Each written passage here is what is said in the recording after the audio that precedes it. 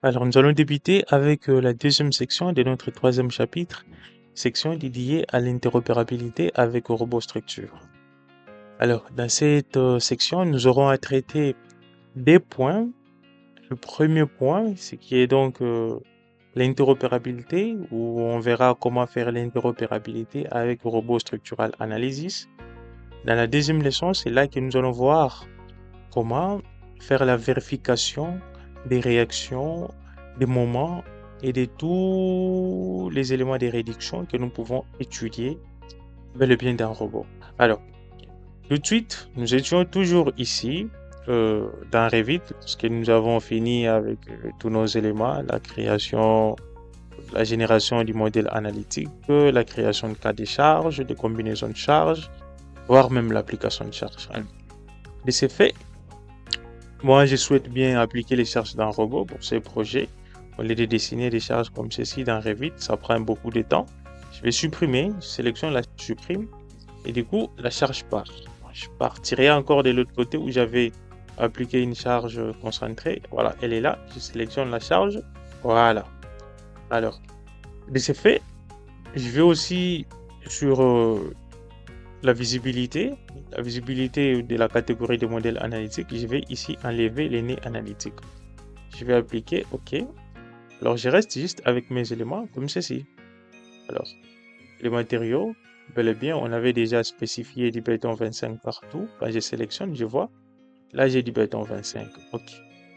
Alors, avec ces autres éléments, je vois. Là, j'ai les poutres. Voilà, pp-01. Voilà, tout est OK.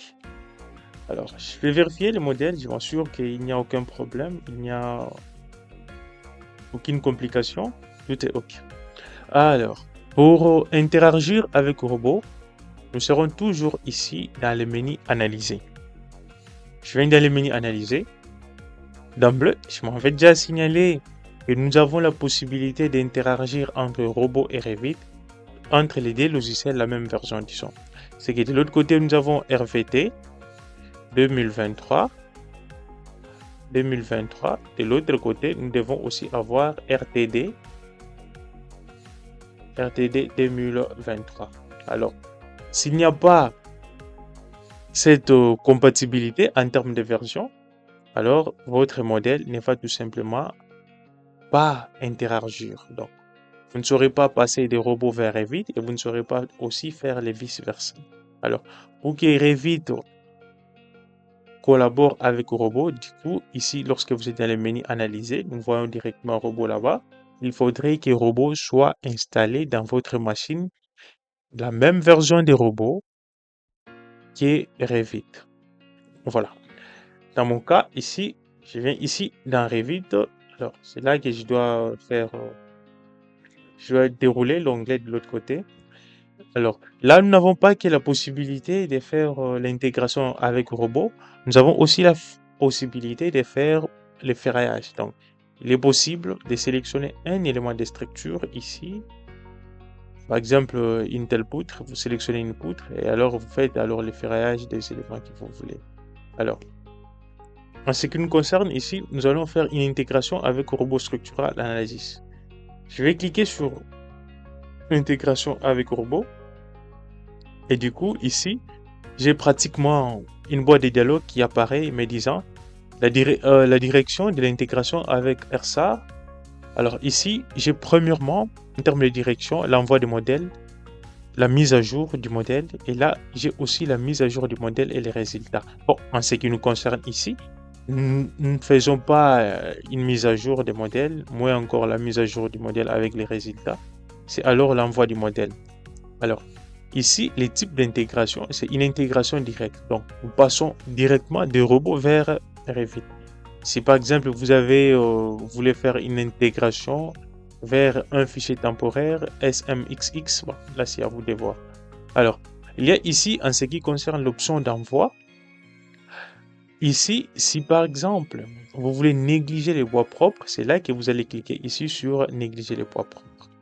Si vous voulez apporter ou vous voulez que le logiciel robot considère de façon automatique les poids propres comme il les fait bien, alors vous allez cocher ici poids propres et ici vous devez spécifier parle de déterminer les cas contenant les poids propres. Alors, en ce qui nous concerne, nous avions créé 7 cas de charge ici.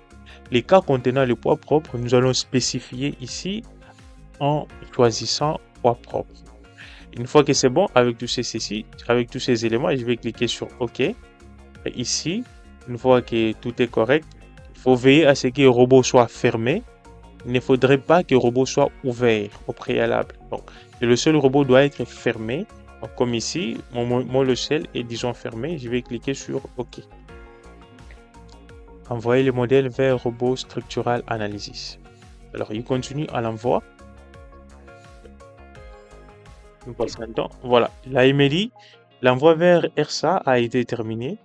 La commande a été exécutée. Voulez-vous consulter la liste des messages? Bon, je peux me dire, tiens, oui, hein. Je vais dire oui. C'est là que j'ai le message ici. Alors, si vous regardez ici, nous avons le début de l'extraction de la commande. Ça dirait pratiquement avec ce qu'il spécifie là-bas, 0, 0, 0. Il n'y a aucun problème. Si vous aviez déjà, par exemple, des messages d'erreur, alors ici, vous aurez vos messages d'erreur. Alors, une fois que je ferme de l'autre côté, vous voyez que ici, je bascule directement vers Robot Structure Analysis. Alors, en ce qui me concerne, ici, nous allons faire une vérification ou deux. Juste d'abord, nous allons vérifier les combinaisons que nous avions créées. Donc, je viendrai ici. Bon, je vais d'abord activer les croquis des profilés. Alors, je viendrai ici au niveau des chargements. Je viens ici au niveau des tableaux des chargements. Bien entendu, je vais regarder pour voir d'abord. Alors, là, je vois, ce n'est que les poids propres. Comme je n'avais pas négligé les poids propres, je vois, il n'y a que la charge de poids propres qui est prise en compte avec un coefficient multiplicateur de 1. Alors, ici, en dehors de ça, je rentre encore là-bas. Je vais vérifier les combinaisons. Tableau de combinaisons. Voilà.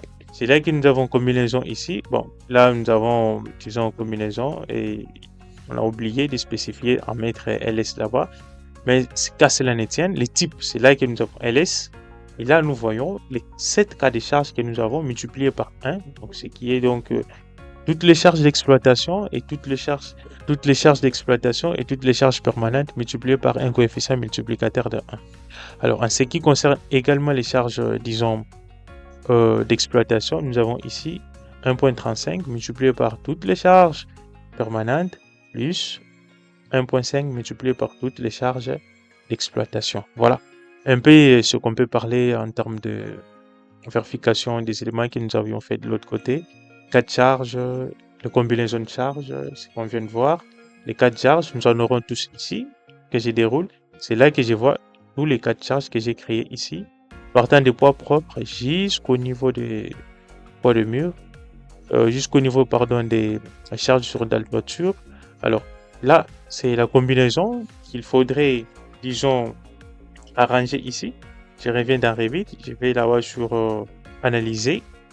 Là, je vais cliquer sur la charge, je bascule vers combinaison de charge, je vais cliquer là-bas, j'efface. Alors là, je mets ls. Je vais cliquer sur OK. Alors, quand je rentre encore là-bas pour revérifier la deuxième fois, combinaison de charges, voilà, là j'ai ls élu, OK, je vais cliquer sur OK. Et ici, je vais rentrer dans robot, intégration directe. Là, je vais mettre le modèle à jour, voilà, mettre à jour le modèle, tout ceci, OK. Là, je vais cliquer sur OK. Alors, il bascule, je vais voir ce qu'il va me donner. Alors, un peu de patience. Alors, la mise à jour continue. Voilà, là, il me dit mise à jour du modèle robot structuré a été terminée. Des messages d'erreur se sont produits. OK. Et voulez-vous consulter? Oui. Je vais regarder en termes d'erreur, qu'est-ce qu'il me dit. Alors, je vais d'abord vérifier si ici, il a mis à jour les combinaisons que je viens d'effectuer. Voilà, il n'a pas mis à jour. Alors, je vais fermer. Je vais également fermer ça. Non, je ne vais pas enregistrer. Je fais l'intégration directe. J'ai refait. Alors, envoi du modèle, intégration directe, poids propre. OK. Alors, c'est juste, nous avions, disons, par inadvertance, oublié de spécifier les noms de la charge ou les noms de combinaisons en ls. Voilà, on y revient un peu pour bien agencer les choses dans cette façon. Voilà, on entend? Il est presque à la fin. Voilà. Non, cette fois-ci, je ne consulte pas les messages. Je viens ici activer les sections ou les croquis de profilé.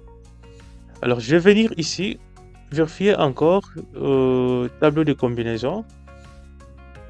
Voilà, là, les noms, j'ai ls là-bas, les types, j'ai ls, et là, la définition, j'ai toutes les formules bien prises en compte dans les modèles.